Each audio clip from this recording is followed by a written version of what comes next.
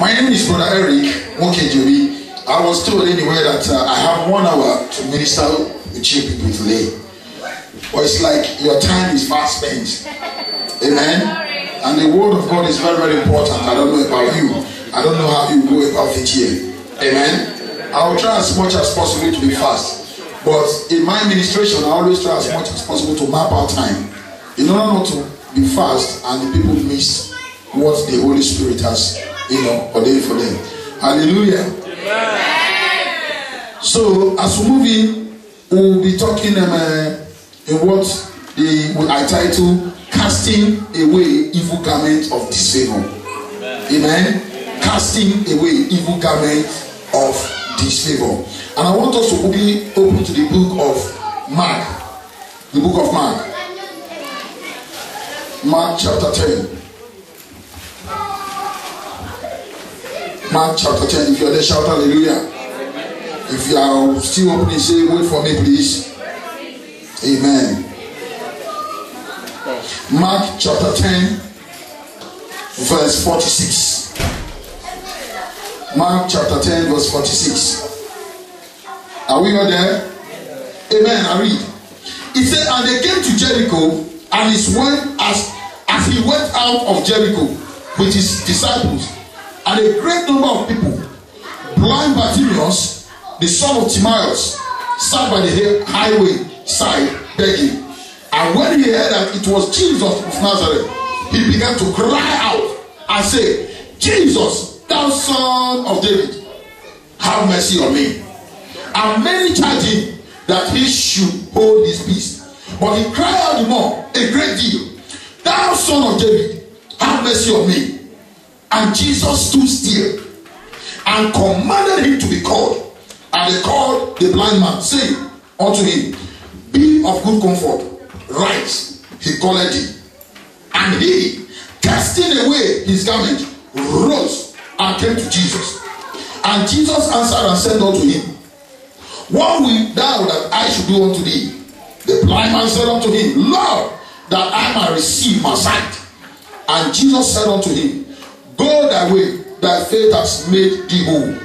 And immediately he received his sight and followed Jesus in the way. Amen. Amen. Brothers and sisters, there has been a lot of ministration that have come about blind Bartimaeus.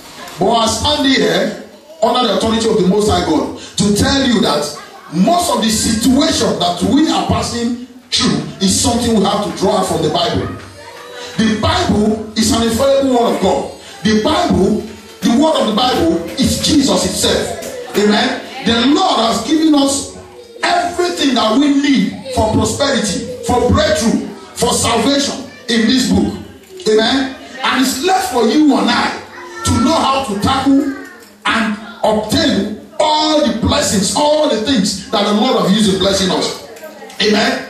Evil garment has been a source of problem. Evil garment has been what has placed so many people in the particular situation that they are facing today.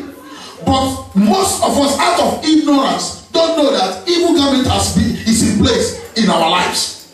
And not until we take that bold step in addressing what is evil garment and casting those evil garments away, that person's life can never be the same. Amen. What is evil garment? Evil garment is joblessness. Amen. Evil garment is joblessness. Evil garment, number 2, is barrenness. Evil garment is barrenness. Evil garment can also be turbulence, marriage, or home. When someone has turbulence in marriage and home. Amen. Evil garment can be your unsatisfactory condition. You've been in a situation that you never like. But year in, year out, you find out you remain in that particular situation. There is evil garment in place. Amen. Evil garment can be voices from idols of your father's and mother's house telling you that you can never make it in life. Amen. We keep on hearing those voices every now and then. When you want to take a very bold step, the voice will tell you that just forget it. You cannot achieve this. Amen. When people are aspiring to get a good job, when you are aspiring to get a better job, a voice just creeping and tell you, forget it, this type of job is not meant for you. Who told you that?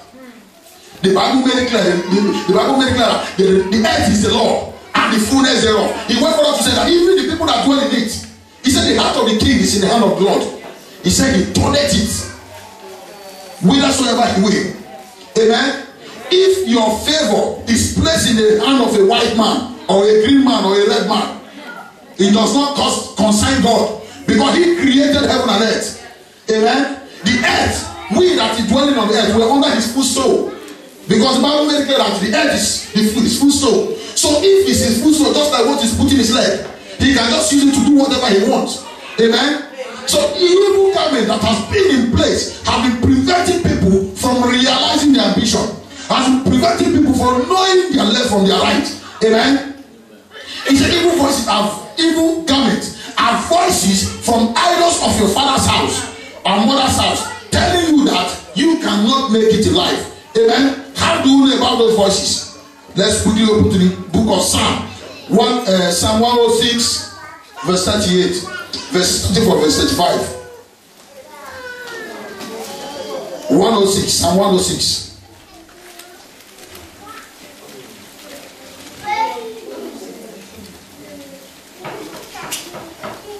Amen.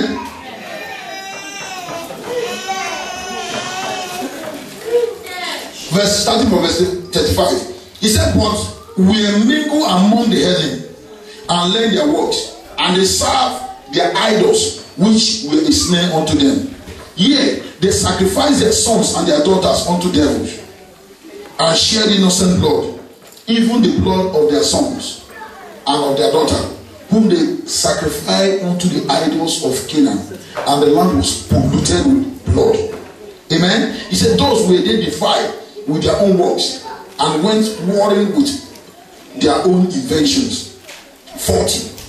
He said, therefore was the wrath of God kindled against his people, in so much he abhorred his own inheritance, and he gave them into the hand of the heathen, and they had hated them, and they that hated them ruled over them. Finally, 42.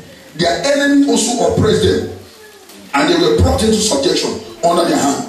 A brother gave me testimony concerning what we're just about to read. Amen.